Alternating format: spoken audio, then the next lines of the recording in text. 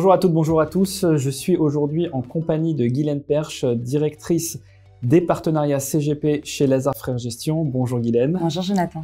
Et si nous sommes ensemble aujourd'hui, c'est pour évoquer le mandat équilibre qui est géré par Lazard Frères Gestion dans le cadre du multipoche.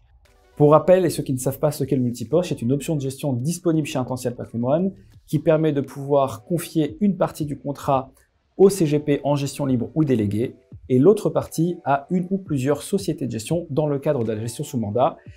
Guylaine, sur ce mandat équilibre, quelles sont ses principales caractéristiques ?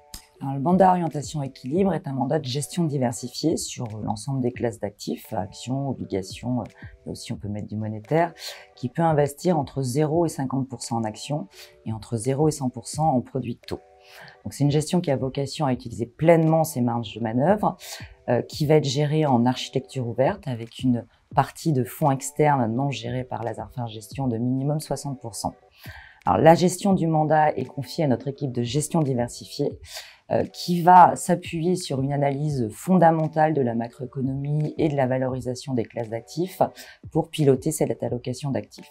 Elle tient aussi en compte des facteurs de court terme qui peuvent influencer les marchés de façon à protéger le portefeuille ou saisir des opportunités. Parfait, nous sommes au mois de janvier, période de bilan, année 2022 extrêmement compliquée, tant sur les marchés actions qu'obligataires. Comment se sont comportés les deux mandats durant cette période ? Alors, les deux mandats ont enregistré des performances négatives. On a quand même bien résisté par rapport à l'environnement. Le mandat Apicil Life termine l'année à moins 8,6 et le mandat Apicil Épargne à moins 9,1, ce qui a comparé à un indice de référence des deux mandats qui baisse de 14,3%. Effectivement. Et on parlait d'année exceptionnelle parce que une corrélation dans la baisse entre les marchés actions et les marchés obligataires. Comment vous vous êtes comporté? Quelles ont été vos réactions par rapport justement à cette corrélation extrême sur les marchés? Ah oui, c'est une année qui a été très compliquée sur l'ensemble des classes d'actifs. La croissance mondiale s'est essoufflée sur fond de fortes tensions inflationnistes qui a conduit les banques centrales à remonter leurs taux de façon historique. Alors sur les marchés actions, si on regarde l'indice des actions mondiales, le MSCI World, en dollars, il a perdu près de 20%. L'indice des actions de la zone euro, l'Eurostoxx, 14,4%.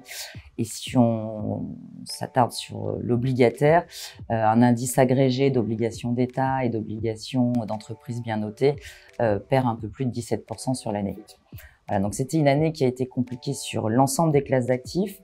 On avait été déjà sur un principe de réduire le risque action sur les 4 derniers mois de l'année 2021.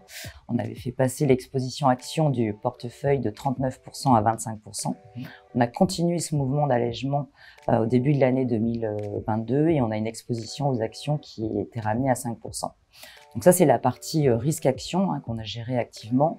Sur la poche obligataire, on a aussi réduit le risque en baissant l'investissement au crédit, en réduisant la duration de nos investissements obligataires, c'est-à-dire en réduisant leur sensibilité au taux d'intérêt. Et on a aussi constitué une poche tactique de monétaire. Ok, poche tactique, j'imagine, pour se repositionner sur 2023. Donc, quelles sont vos perspectives sur cette année ? Alors, des perspectives qui sont encore compliquées sur 2023. On anticipe chez Lazard Frères Gestion une récession à venir. On n'a pas le timing, mais ça nous semble encore trop tôt pour remettre du risque action. Donc la patience est de mise sur les actions et effectivement cette poche de monétaire nous permettra de pouvoir saisir des opportunités quand voilà, les marchés auront sans doute corrigé et historiquement, et c'est notre conviction, les points bas des marchés se font toujours après l'entrée en récession. Après, sur la poche obligataire, c'est une situation un peu différente. On a retrouvé, selon nous, du rendement qui est devenu attractif. Donc, on envisage de renforcer progressivement des segments obligataires, notamment le high yield dans le portefeuille, au fur et à mesure de l'année, et peut-être d'écartement de spread qui nous donnera des points d'entrée intéressants pour être bien rémunérés de notre risque. Ok, donc si je devais résumer en un mot, ce serait progressivité de l'investissement, quelles que soient les classes d'actifs. Tout à fait. Guylaine, un grand merci pour ces explications. On n'a plus qu'à se souhaiter de la collecte et de très bonnes performances sur 2023. Merci à toi. Merci Jonathan. Merci à tous et à très bientôt.